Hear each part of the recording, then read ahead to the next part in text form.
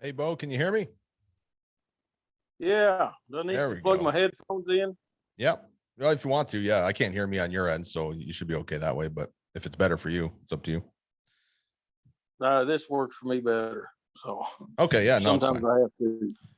Sometimes I have to do it though. All right. So what's up? How you doing? Well, I was going down to Punky School and they're closed. So, well, I'll turn around and go back to the house. Yeah, I've been telling like when we had him on before, I told him I was going to come down there, but we haven't been able to get over the border. So we're still stuck in It's Canada. it, it's 15 minutes from my house, 12 miles. So it's right here by me. I didn't know it was that close to you. All right, that's great. Yeah. Yeah. Oh, Tom's about 80 miles. I go to Tom's once a week right on, right in on. Knoxville. It's one of the hottest buildings I've ever been in my life. No air, 100 freaking degrees, 25 wrestlers in there sweating. Yeah, I'm like, yeah. I gotta go sit in the car for a little bit. Yeah, I'd be hiding my car too with the air conditioning on. Um, Yeah, no, so I was planning a trip, maybe October, November. I was going to come see you actually because I wanted to go to a bunch of different places throughout the states, and Kingsport I was going to make sure was one of my stops. Uh, but I didn't know his school is right there, so that works perfectly. I can come down, see you, and then just go hop Yeah, in over there. Yeah, as long as everything's open. yeah.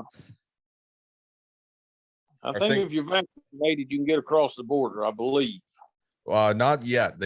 Now what they're doing is August 9th. What's the date today? The 8th. Tomorrow, Americans can come to Canada. I think it's a tourism reason. I think that's why they're doing it to get money coming in. Yeah. But we still can't come over the border. We can fly in, but we can't drive over yet, even with the vaccination. That So makes no sense. yeah, I don't know what the deal is. Hopefully soon they'll open it up. But now here, like I don't know how it is there, but here the cases are all flying back up again.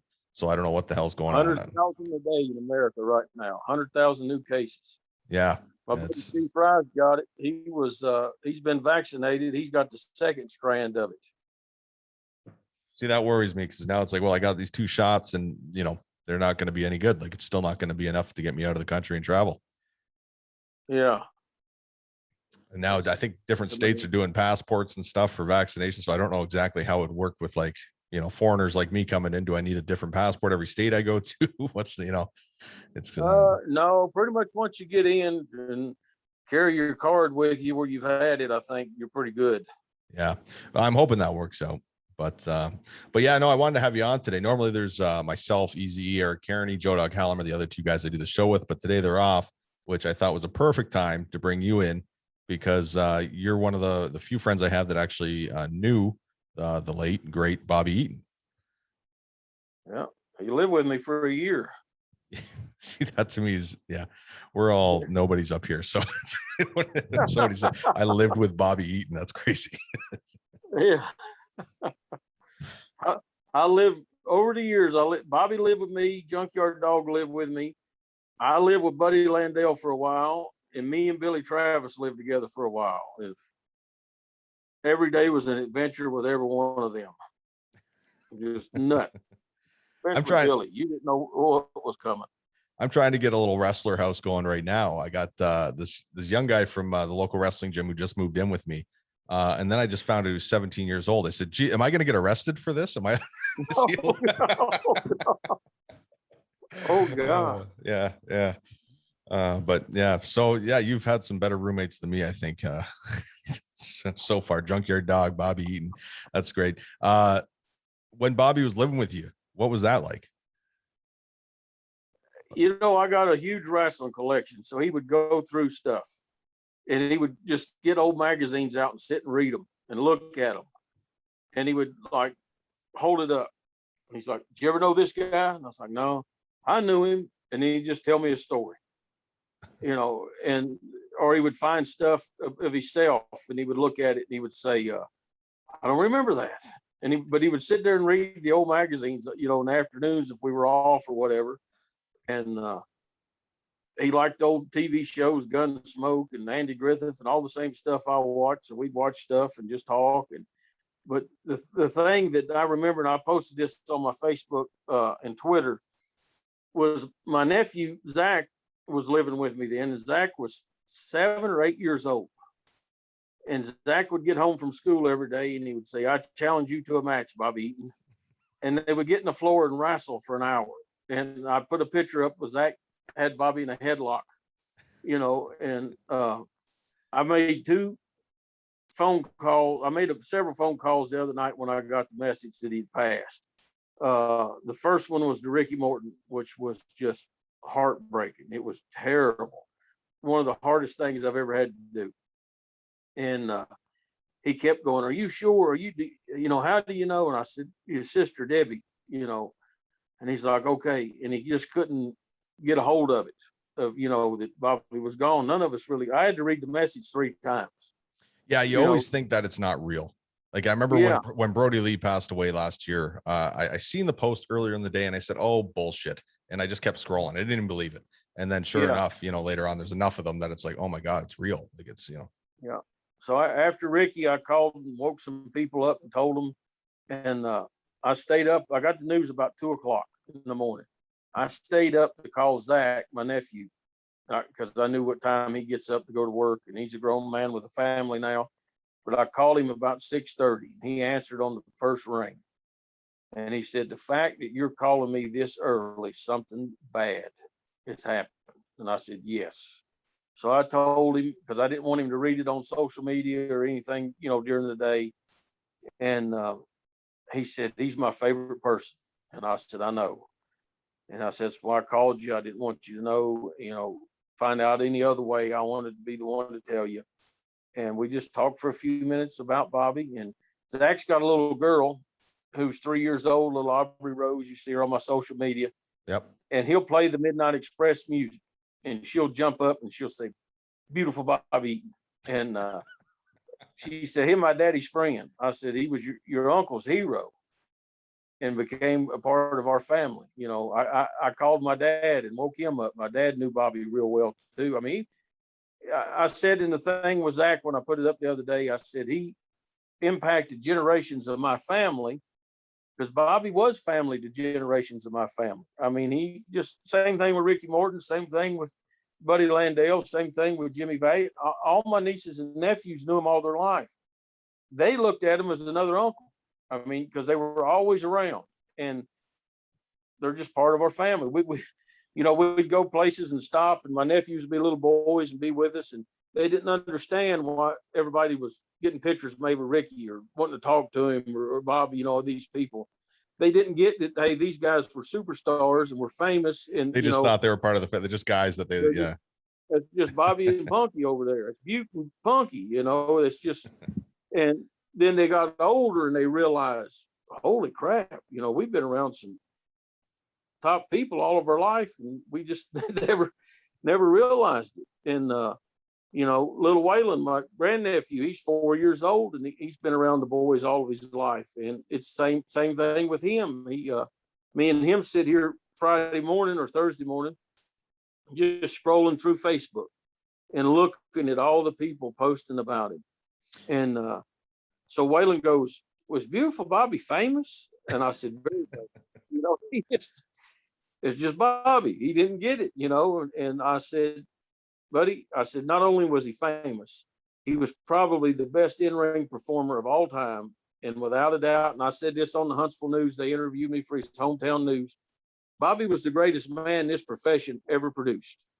He was the nicest guy. He was the best guy. If anybody says a bad word about him, they're lying, plain and simple. My granny, who we never smartened up to the business, lived to be 95 years old. She loved Ricky Morton. That was her favorite, Ricky Morton and Ronnie Garvin. She hated Bobby Eaton and Jim Cornette and Stan and Dennis, whoever Bobby's partner was. So we go to see my granny one day and Bobby's with me. So before we get to the door, I said, Bobby, I got to tell you something. He's like, yeah. I said, she hates your guts. I don't know how this is going to go, but I'm here. I got to go check on her. By the time they left there, she had made him some biscuits and they were, they were close because that was the effect Bobby had on everybody. But that's speaks to what a great hand he was, what a great mind manipulator and worker. Because watch the stuff from Houston and Mid-South. Watch the stuff from 85 and 86 in Dallas and Charlotte, where they had so much heat and people wanted to see him, just get it hand. Here's the greatest guy that I've ever known, and he's one of the greatest heels of all time. And it was, some of the boys, and this, they're hard to get to know. You got to peel that onion. Buddy Landale, I knew Buddy from the time I was 14 years old. Buddy was a hard onion to peel. But once you got to Bud or Bill, you had a true friend. Bobby was the complete opposite. You knew in 5 minutes, this guy's my buddy. I love this guy. And I got to team with Bobby. I got to travel with him. I got to, he lived with me. I got to be around him for a few years, almost every day. And I guess really I took it for granted, thinking back now, because we thought, well, he'll always be here. And he was living here. He wasn't living with me at the time, but he was living here when he had the first heart problems. Right. And he went in the hospital. And I sit down there, me and Jeff Tankersley and a few other wrestlers sat with him for days. And we didn't know if he was going to live then. And he came out of it. And we're like, okay. Then he had it happen to him again a second time. After the second time, he realized I got to stop wrestling. I can't wrestle anymore. But still, wherever he was at, I saw him the weekend the pandemic hit, everything shut down. Mm-hmm. That was my last time seeing him. We were in Harts, West Virginia, and he was there to do an appearance. And he went and got a chair and sat out there and watched every match. And guys would come back from the ring and Bobby'd be like, good job. Maybe you should just did this just a little different. Match was great, but just this, and he worked with, and I'm standing there watching him because he loved the business that much. And he wanted everybody to succeed. That was what he used to always say. I want everybody to make it. But I said, Bobby, that's not possible. And he's like, I know that, but if I help everybody along the way and they do make it, I'm proud. I can say, hey, I knew that guy. And you look at the early 90s WCW. Steve Austin, first program, Bobby Eaton. Buff Bagwell, first program, him and Dale Wilkes against Steve Kern and Bobby Eaton. Sting worked with Bobby. All them guys worked with Bobby. He made all that crew stars. Him and Arn Anderson. And they don't get nearly the credit that they deserve for what they did. And, Bobby, Dutch Mantel tells the story about the first time he saw Bobby. He's like 17 years old and he's watching him and he goes, who is this kid? Where's he been working? And they're in Huntsville, Bobby's hometown. So he goes up to him and he goes, who are you? He's some Bobby Eaton. He goes, where are you from? Here. He says, where have you been working for the last couple of years? He said, oh, I've only been wrestling about 2 months. And Dutch is like, what? He's like, where are you working? He says, Birmingham on Mondays, here on Fridays, and a couple of towns during the week. But he was still in school. Yeah. And he's like, there's no possible way. So Dutch thinks he's a rib. But, I mean, everybody said that saw him. He was so natural. He was so easy. He could do anything. Yeah, there's times when I watch stuff that he's done, and it's almost too perfect. Everything he does, like the way he moves, the way everything he does is just so smooth. And so like seen him drop a top rope leg drop or something in a clip the other day, and it was so perfect, like almost too perfect to the point where it's like you couldn't tell, there was no banging. Like it was just such a smooth drop and such a perfect touch that you could see as a wrestler, you could see, that was perfect. Like he never saw himself that way. One day we're either at the house or going to a town or something. And I'm talking about his little run he had with Flair in, I think, 90 or 91. And he goes, I don't know how I got that. And he's like, I don't know why they gave it to me. And I'm like, are you freaking kidding me, man? I was like, you were the best. period. It's so funny And that he's he like, had imposter syndrome and he was one of the best ever. yeah, yeah. I mean, and I listened to Cornette's podcast last night when it came out talking about, and he said the same thing. Bobby never saw himself as the guy or even a top guy. You know, he was always humble. He was always, hey, I got a break. I got this. I got that. You know, and he was always thankful to everybody that helped him along the way. In 2004 or 5, um, somehow I was off on a Saturday. I didn't have a town, and Bobby needed to go to North Carolina, so we took him over there, and Dusty was there, and that was the first time he'd seen Dusty and got to talk to Dusty, and he was so thankful talking to him and thanking him for the big break on TBS and Crockett and what led to he was in WCW from the time Turner bought it until a year before they went out of business. I don't think anybody else was there that long. He was there for, if you add Crockett in when he came in 85, summer of 85, he was there 15 years continuous. Wow. And Flair wasn't even there for 15 years continuous. Nobody was except Bobby Eaton. Was he working towards the end of the company?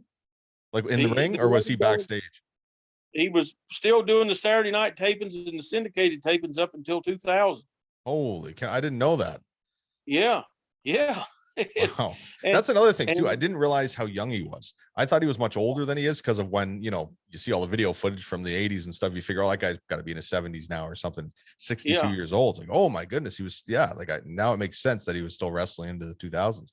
But yeah, his first run on top, he was just out of high school working for Nick Goulas. He was 18 years old and in the main events. Maybe it's because also he always looked like a man. He always looked older. That he didn't look like a kid, right? Yeah. He always, he just was everything that every wrestler should want to be. And, all of us have an ego. All of us at some point have something. We all have our downfalls. Bobby didn't have any. I mean, he really did not have any, because I didn't care who you were. And I was told this, and I saw Mick Foley say this too. We have stopped places coming back, and there's always gas stations, somebody wanting money or something, this and that. And I never saw Bobby give them any money, but I would see Bobby go in and buy him a sandwich and a drink and bring it out and give it to him. I once saw him go inside and buy a shirt for a guy. Just looking on some gimmick T-shirt they're selling at a gas station, and he took it out there and gave it to the guy because the guy's shirt was filthy. And Bobby's like, "Here, bud," Wow. He had a heart. I mean, he had a heart, and he was one of my favorite people to rib. I loved ribbing Bobby because he would sell it every time, and if you got him, he'd tell you, "Man, you got little Bobby, hook, line, and sinker," and he'd do the fish hook and pull it.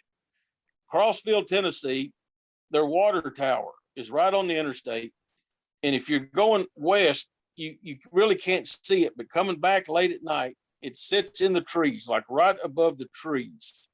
And as you're driving, it looks like it's moving. So somebody in the city figured that out. They made it look like a UFO. They put port windows on it. They painted it.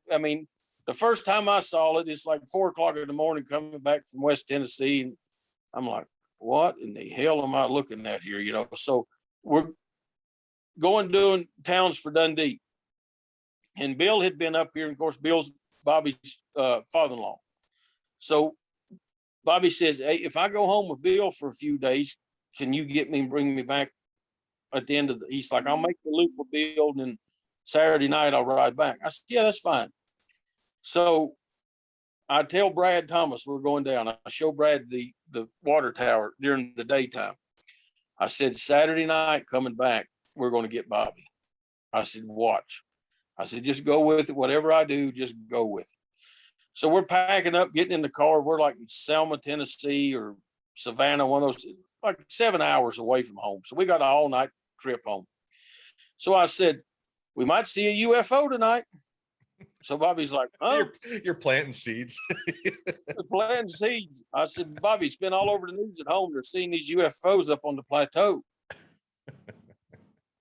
And he just kind of looks at me like, yeah, whatever. And I'll say this about Bob.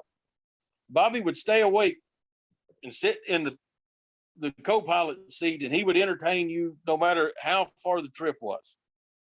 So he's talking and I'm driving. Brad's in the back and he's laughing and this and that. And so we're coming into Crossville. Bobby's looking and I see Bobby lean up, looking out the windshield. He sees the water tower. So he's kind of like, and he's looking, and we're getting closer to it. And he reaches down and unbuckles his seatbelt. As I go, are you seeing that? And he's like, yeah. Is it real? I said, I don't know what it is. And like I said, it looks, as you're driving, it looks like it's moving in the trees. Right. He starts climbing over into the back of the back. He's getting in the back seat. So I'm laughing now. And as we get up on it, then you can see the stilts in the tower. And he sits back down and he sits in the chair and he looks over at me and he says, screw you, Beau James. You know, he's like, you got me. He said, little Bobby about had a heart attack. He said, I said, Bobby, why were you getting in the back seat? He's like, I don't know, but I knew I wasn't going to be in the front seat if that thing come down.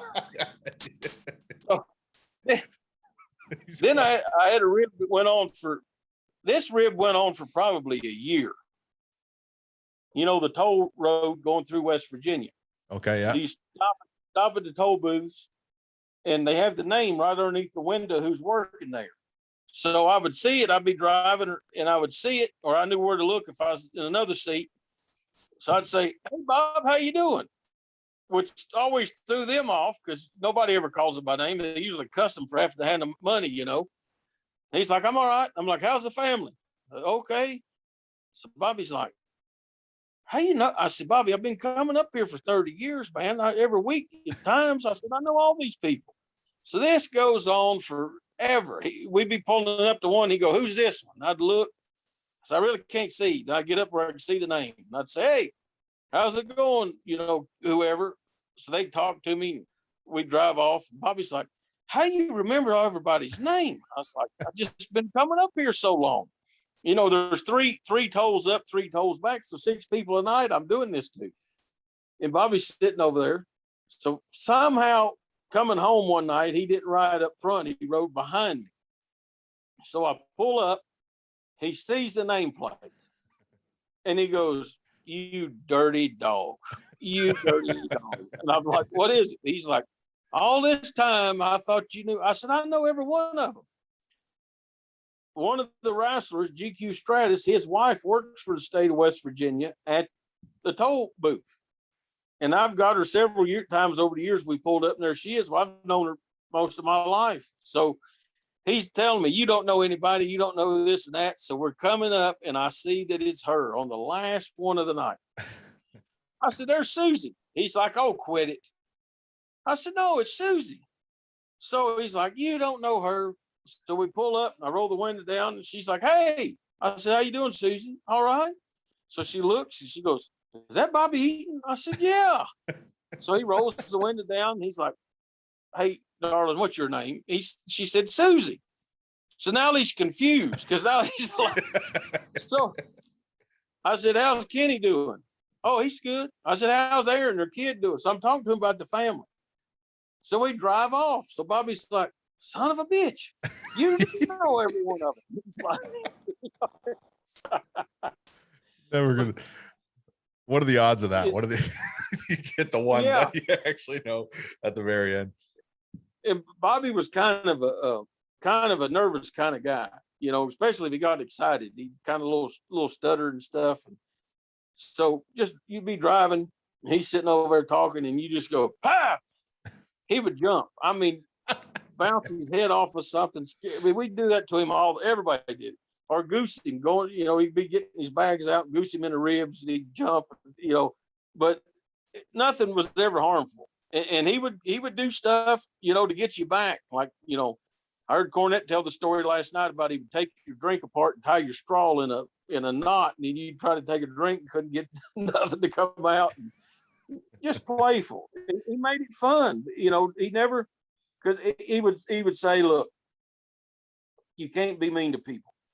He's like, you can have fun with them. Don't be mean to people. Don't, you know, set them on fire, paint their headlights black, all this stuff that I was known for. I was going to say, yeah, you've told me some about fire.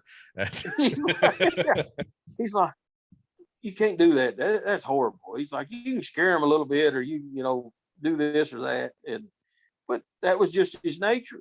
And, you know, all the years I knew Bobby, gosh, I don't even know how many years I knew him. I knew him for a long time. I might have seen him mad 2 or 3 times in that whole time. And you knew when he was hot, because he'd let you know, and just, he would cut loose and cuss, and you're just like, wow. So I told him, I said, I knew that was in there sometime. I don't like doing it. I don't like doing it. Then I'd try to ag him to see how mad I could get him after I knew he was mad. Of course, that's what you're going to do. Yeah. Yeah. That's like, he'd be going off about some guy, and I said, yeah, you're right. He's a freaking jerk. Hey, he's all right. He just did that one thing, made me mad, and then he turned right back to baby face on you.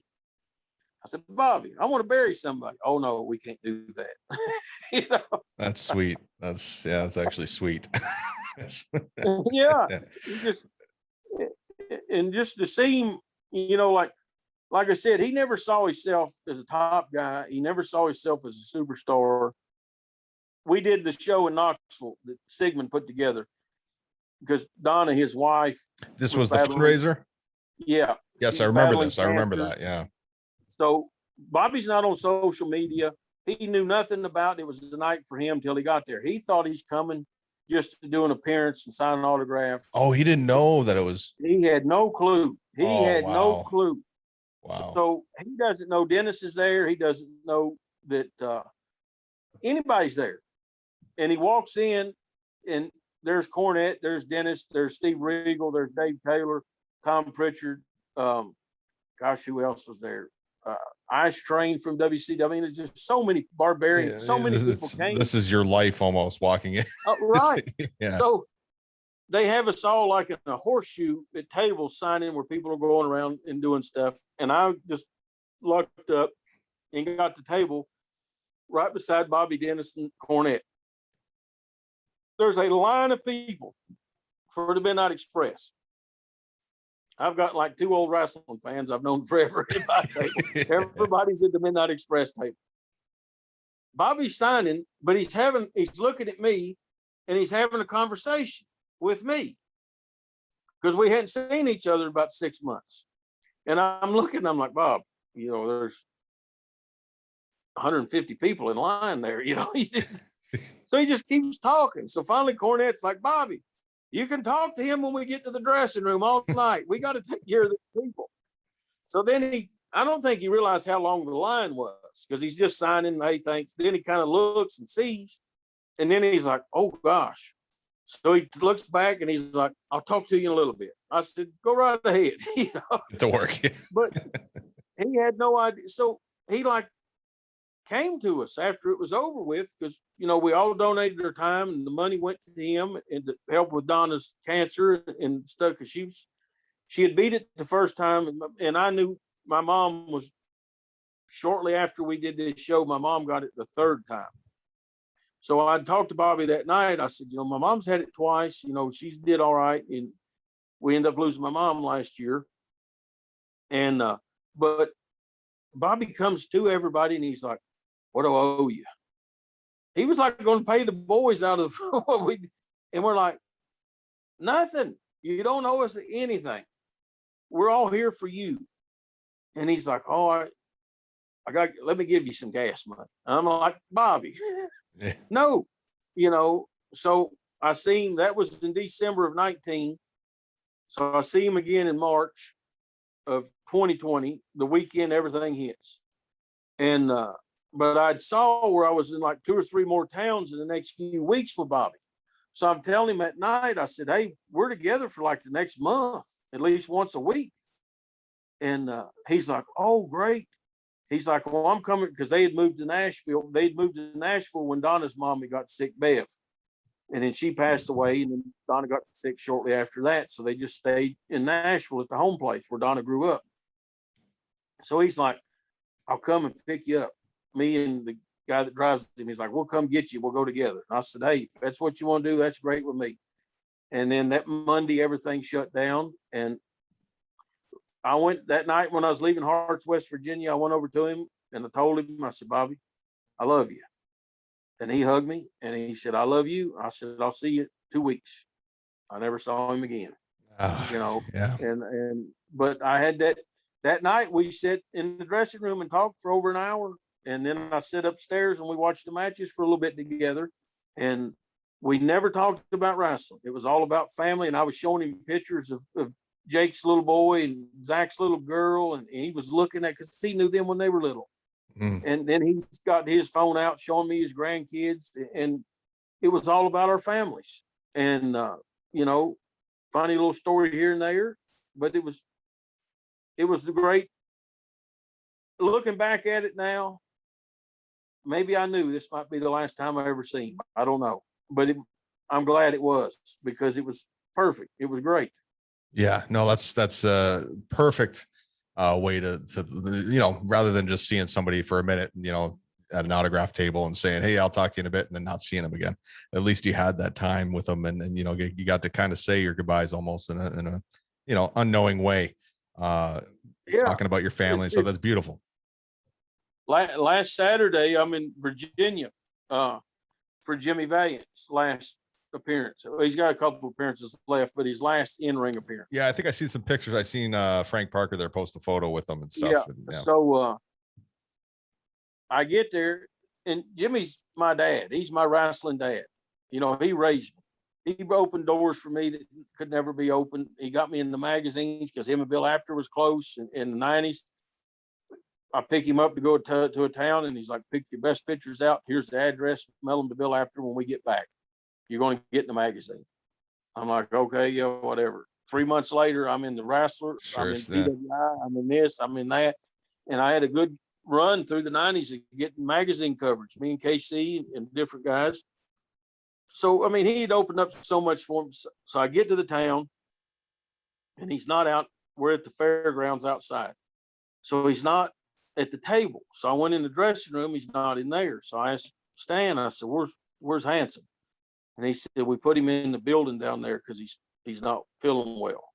So I go down and find him, and he's sitting there, and I come in the building. I didn't know where he was at. I knew which building he was in, and he yells at me. So I see him. So I go over there, and he's getting out of the chair. And I said, you don't have to get up, Pops.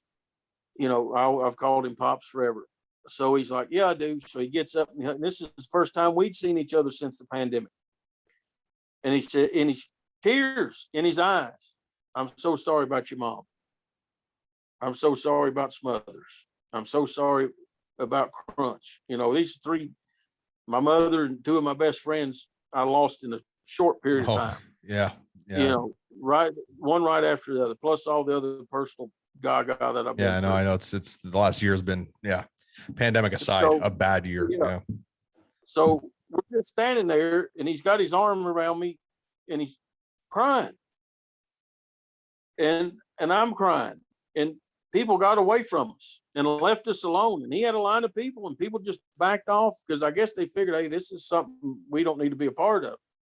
And I told him, I said, look, I would have never been anywhere or got to do anything if it wasn't for you. I'd have been a 40-mile guy, maybe. You took me everywhere. You introduced me to everybody. I got to wrestle my heroes in Memphis. I got to be on Memphis TV. All those relationships that led to me working there was because he took me down there as a kid. You know, magazine coverage that led to getting booked all over the place came because of him. And I just took the time to tell him what he meant to me. So that's how my week started. Then was it Monday, Jody Hamilton dies. And the assassin. I didn't know Jody real well, but I'd met Jody through the years. Jody and Handsome were very close. They drew a lot of money together, and I got to witness that as a kid, as a fan. So anytime that I would see Jody, he knew I talked to Handsome. So he'd always say, hey, tell Jimmy this and that, and, back and forth. So I was like, man, what a horrible week this is starting out. Then Bert Prentice dies. And I've known Bert for, gosh, almost 30 years. And I worked for Bert. And people can say whatever about Bert. I treat people the way they treat me. And Bert Prentice always paid me. He always took care of me. He always had me in the ring with guys that could work with. And I can't say anything bad about the way he treated me or anything else. So I'm with my dad at 3 doctor's appointments when I get the text about Bert dying. And I'm like, gosh, 2 in 2 days. Never did I think 12 hours later Bobby was going to die.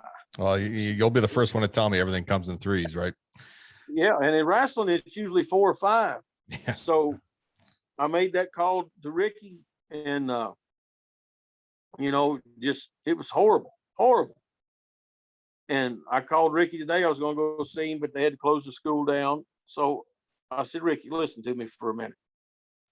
So I told him, I said, I love you. I said, I traveled this country with you. Ricky lived with me at one point in time too, him and his wife. So, I mean, I've lived a stupid, crazy, blessed life that I've got to work with all my heroes. I've got to be around them. I've got to, like my family. I mean, my nieces and nephews, they just, hey, there's Ricky, there's nothing, but they'd ride to us to some small mountain town. We'd stop at the store and they're swarmed, and they're like, what the heck is going on here? So Jake, my nephew, told me the other night, he was talking about just all the people that he's got to be in the ring with. And I told him, I said, you're really the only one of that generation that can say I've been in the ring with Boogie, Bobby, Punky, Bill Eady, this guy, that guy, Tommy Rich. I mean, some of them may get one. That's what I was going to say. Yeah, some of us 2. might have a chance with one of them or 2 of them at most, but he could list off a list of people at his age. That makes it sound like he was born in 1960 something and grew up in. And that's, I've wondered this about myself, and I need to do some search because I've got the 8x10 that I sell of me punching AJ Styles in the face.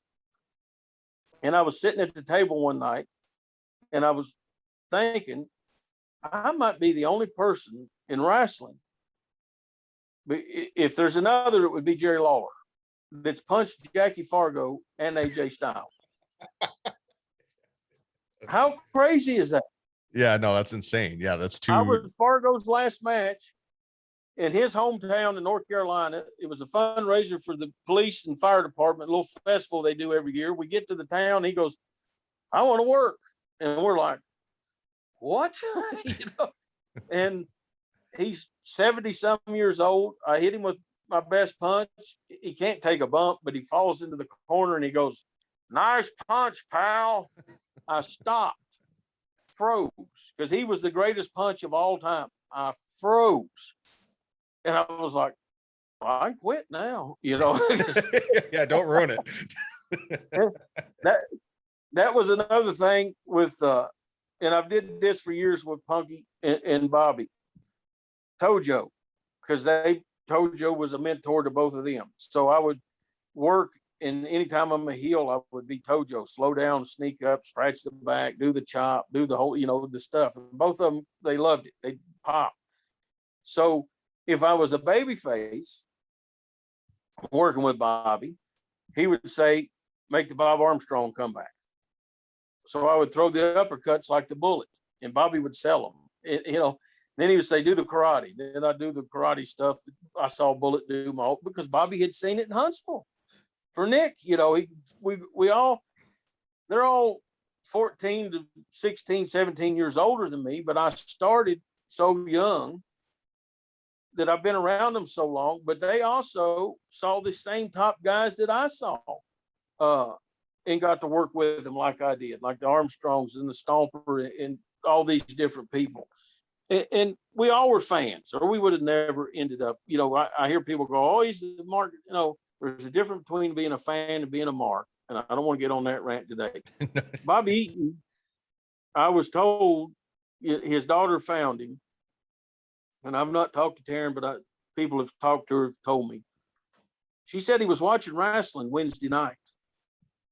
And she told him, I'm going to bed. And he said, well, I'm going to go to bed when this goes off. And then she'd woke up in the night and heard the TV was still on, went and looked. He was sitting on the couch. And she said, Dad, it's time to go to bed. He didn't respond. She went over and touched him. He was ice cold. So chances are Bobby passed away watching wrestling, which when I heard that yesterday or day before, I said, it's only fitting. Yeah. You know, he went out doing something he loved, and he went quick too. You know, they just boom like that. His heart went out. And so I'm glad he didn't lay there and suffer. I'm glad, you know, he wasn't in the floor where he had fell down or none of that stuff. He just sitting on the couch watching the matches.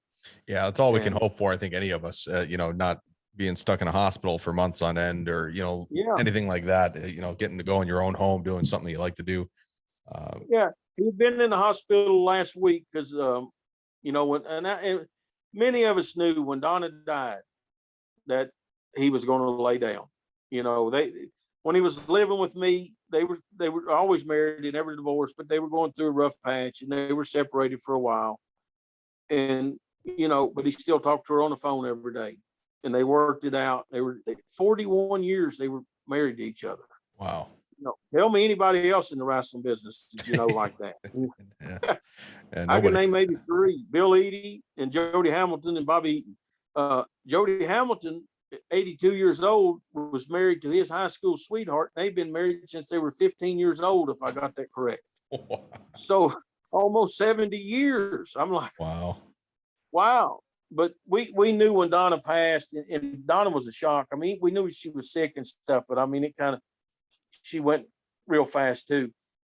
Bobby's just going to sit down, and he's, you know, he's not making towns because there's a lot going on, and he had some stuff coming up this fall he was supposed to be doing, and you know, he just depression. He'd been back in the hospital because his potassium levels and stuff. He wasn't taking care of himself. But it was 40 days from her passing to his passing.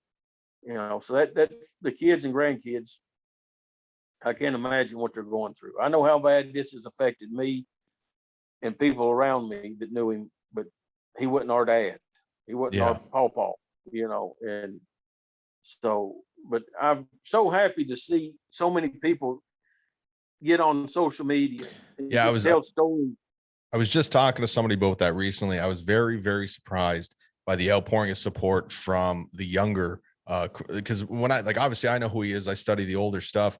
You know, obviously I know you know, I'm friends with a few people, you and Chris Wright, who knew him well. Yeah. I didn't know him, but I'm a big fan of his. And when I was on Facebook and in Instagram, all those things, and I seen the amount of the millennial generation and under posting all these things and talking about him, I was so surprised because I really didn't think that generation of wrestlers was paying that much respect to the older stuff or the stuff that came Yeah. before. It seems like everything nowadays is just going farther and farther away from that, and that they wouldn't even have a clue. But it was unreal. I was very surprised and very happy that so many people looked up to him and studied his stuff, even to this day, the young guys. It was really, really nice to see that. That's I'm helping down at the Tom Pritchard School, and I've got a couple of girls I'm helping train. And both of them text me when they saw it Thursday morning, and they're like, one of them is like, I've heard of him, I know who he is, and I've seen, you know, his picture hanging in Tom's school and stuff. She's like, I'm sorry. The other one's like, I really don't know who he is, but I read your post. I saw the pictures of you throughout the years, so I knew he had to be special. You know, are you all right? And I said, beyond special. I mean, I grew my hair long because of Bobby. Him and Dennis Condrey were the first bad guys that I liked, you know, and he truly was a hero to me. And he became part of my family, you know, and I, on the Huntsville News, they asked, out of all the people that posted on social media, they asked two of us to be interviewed for his hometown news, me and Matt Sigmund. And the lady that did the story said, the reason I chose you guys, everybody was talking about nice guy, everybody was talking about great wrestler. You actually had stories that you posted and pictures and memories that there's a connection there.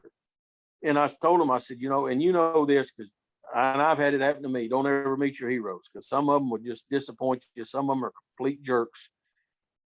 I said he was the exception to all rules, inside and outside the ring. He was exception to all love because he loved everybody. Bobby loved everybody. You'd be in the car and I'd see whoever so and so. I can't stand that guy. Oh, he's all right. Like Bobby. Oh, he's not. The benefit of the doubt. He's a con man and he's this and that. Oh, he's okay. It's just like I can't deal with you today, Bob.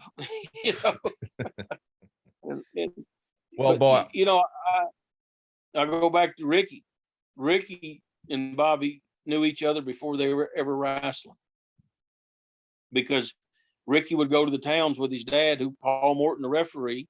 Right. Bobby's a kid setting the ring up in Huntsville. They knew each other before they ever had their first match. No way. Yeah. So, I mean, they had, and Terry Gordy, same thing. Terry Gordy, same situation. They all those guys were close because they broke into Tennessee territory, but they were around each other before they ever started wrestling. And it was Ricky's the one that had made the phone call. I was in the woods the day Terry Gordy died.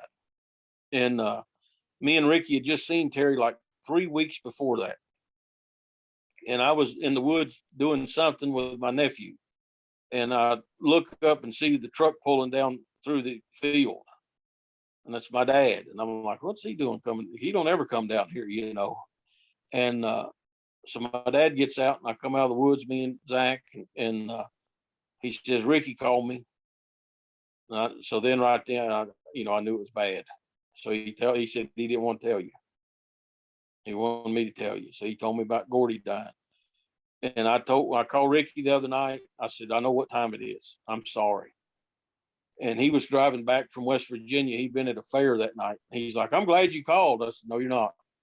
No, you're not. Because I'm getting ready to tell you something. And I mean, gosh, that was terrible. And we're going, they're going to have a service for Bobby coming up here in a couple of weeks. I can't imagine how many people is going to be there. Yeah, I was going to ask you if anything had happened yet, or if it's being planned. Yeah, they had to get it on a Tuesday.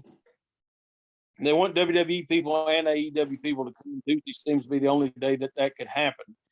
And with COVID protocol and everything else, they can't do it for a couple of weeks to make sure they get it on a Tuesday. So, but I know, like, from here, there'll be 15 to 20 people that's going down. They'll be coming from Charlotte. They'll be coming from everywhere because everybody loved the guy, and he loved everybody.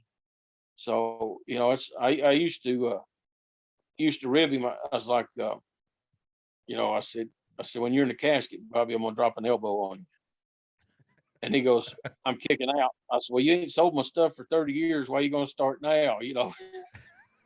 So I told Ricky that the other night. I told Ricky the same thing. I said, I'm going to come down there and drop an elbow on you. You go before me. So Ricky give me Bobby's line. I ain't selling it, So, but I'm at the age, and people think I'm a lot older than I am because I've been on TV in the South somewhere since I was 16 years old. It's not just that, Beau. It's not just that. I remember when I came down and met you for the first time. I think Troy or Nick Parrott, one of those guys, brought me down, and it was the things you were talking about and the names you were saying that I remember when you weren't there. I've been like, how old is Beau? I think at the time you're like 35, or you weren't that old. But it was you sounded like you were like 60 years old, been in the business for 50 years. I was broke in by this generation that we're losing now, and I was raised by them. And I told the lady on the Huntsville News, I said, these are names, and I've said this in my first book when I wrote, memorials to several people that had passed, like Hawk and Sherry Martell. I said, these are names that these are people you've seen on TV. These are people that's been to my house. These are people I've been to their house. These are people I've traveled with, hotels with, car rides, shared the ring with. And I'm so blessed to have had it happen. But now we're all paying for our youth. I was just going to say, it was a blessing and a curse the way you came in the business, because you had the great mentorship of all these people, but at the same time, you got to be here to see them go. And that's tough. I used to keep count of how many people that I knew died in the business. When we got to 100, I stopped. Yeah. And that was many years ago. So I don't know how many it is now.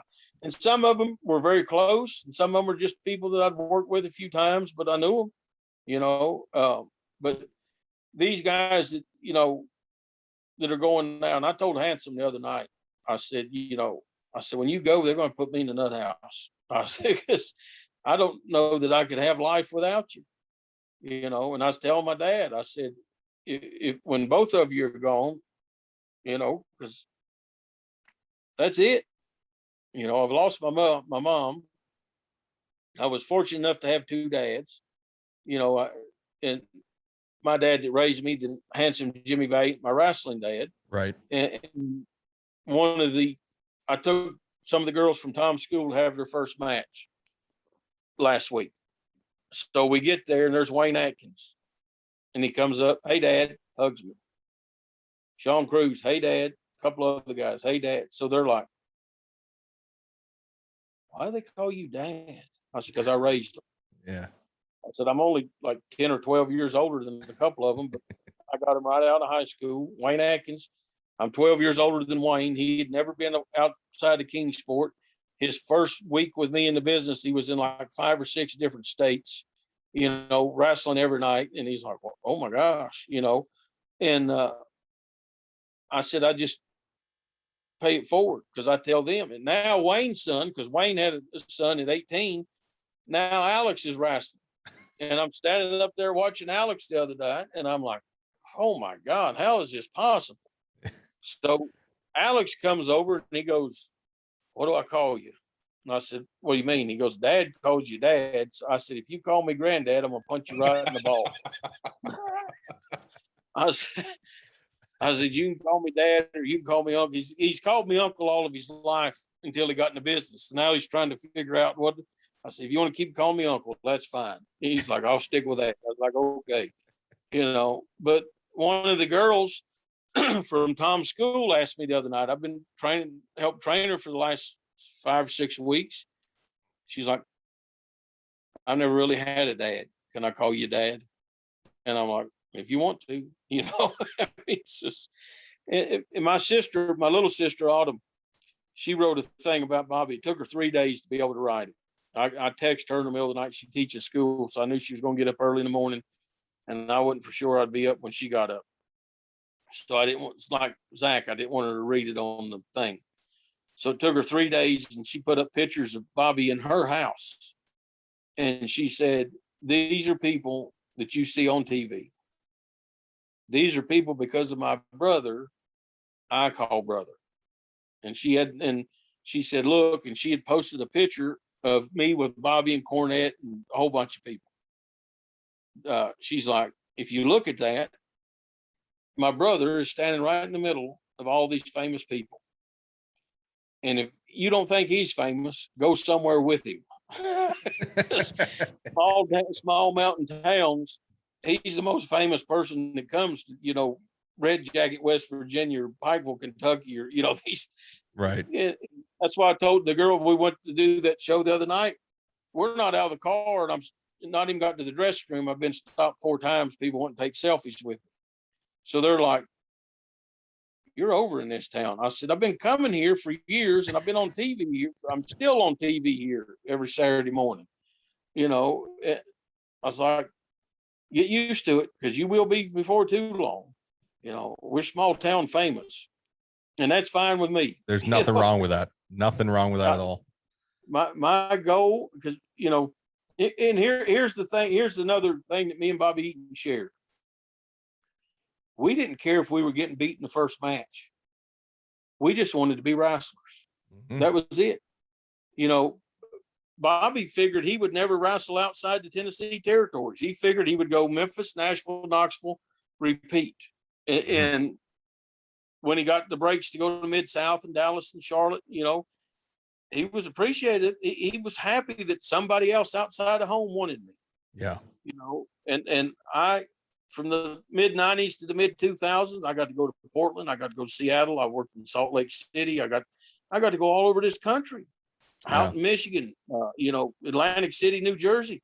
I was happy somebody else wanted me and paid me, you know. I remember telling somebody, it was maybe my first or second like northern tour, and it's just doing all those little First Nation communities up in Canada. But I remember saying to somebody at the merchandise table, we're signing stuff, and it was probably about 4 weeks in, wrestling every night, twice a night. And I remember saying, looking over at him saying, I'd be okay with this for the rest of my life if this was it. Just Yeah. wrestling for all these little kids up in these northern towns, but Oh, I'm doing it every single night. I could live like this for the rest of my life. I don't care about TV or being a big, national star. This would be yeah. great if I could just pay my bills and just be here every night in these little towns. That would be the best thing in the world. My first night in the Memphis territory, I'm sitting in the dressing room in the spot show somewhere in Mississippi. And I'm lacing my boots up and I look around and I realize I'm the only person in this dressing room I didn't watch on TV. There's Lawler, there's Dundee, there's this guy, that guy, Moondogs. I'm like, if I die tonight, I'm happy. I mean, Well, it's a lot better than I have a similar story. One time I was in a locker room and I was lacing up my boots and I looked around and I realized I was the only one in that locker room with a pair of boots. So much different ending to that story. I had a kid tell me that the other week at Bluefield TV. He goes, this is the first dressing room I've ever been in where everybody has boots on. I said, right. That's you have to have that to work here. He's like, why ain't that way the rest of the place? I said, because it's a different day and a different time. That's it, man. Hey, we got to get going here, Beau. We've done almost an hour. It's double as long as we normally go. And normally I don't usually cut us off at 30. I want to tell you this. The thing that's in my office now, and I forgot I even had them. I had them underneath the bed in the guest room. Bobby Eaton's Midnight Express boots. Get the out. First pair. What? He gave them to me. They need work. They need to be fixed. So I'm gonna have to take them and get them. But I don't. Something reminded me the other day. Wait a minute, where are they at? So I went in the guest room, looking underneath the bed. There they were. So they don't have laces in them. They got holes in them. But I'm gonna take them, get to the boot guy, and have him fix them up, and I'm gonna put them in a case and hang them up, and then they can be wailing someday. Okay. Oh, so you are keeping them. That's good. Okay. Oh yeah. I didn't know if you were putting them at Punky School or something on display or whatever. No. Ricky can get his own shit, man. These are mine. All right, Beau. Hey, where can everybody find you on social media? King of King Sport at Twitter at King of King Sport, kingofkingsport.com, patreon.com/King of King Sport, where I do 2 podcasts a month there. And the one coming up is about Bobby Eaton, and it's going to rip your heart out, but it's going to be well worth listening to. And you can follow me on Facebook at Pro Wrestler Beau James, Beau. Everybody misspells my name. Maybe not so much in Canada where you're at with all the French Canadians up there. Seeing how what's funny about that? Spelling. So what's funny about that is my ex, her brother, I've told you this before, his name is Beau James, but they spell it B-O, and they're French. And here I'm in the deep woods of the Appalachians in the Southeast, and I have the French spelling. So there you go.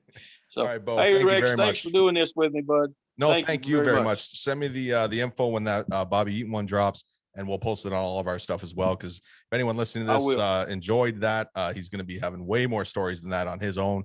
And also, if you're one of those wrestlers, if you're listening to this who doesn't really know Bobby Eaton, if you just know his face or his picture or whatever, get on YouTube and look up Bobby Eaton, because you're not going to be disappointed. That's someone you should be studying. That's someone you should learn from.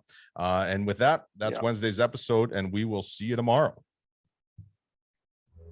Oh, wrong noise. That's all right. I'll just cut it. Okay. And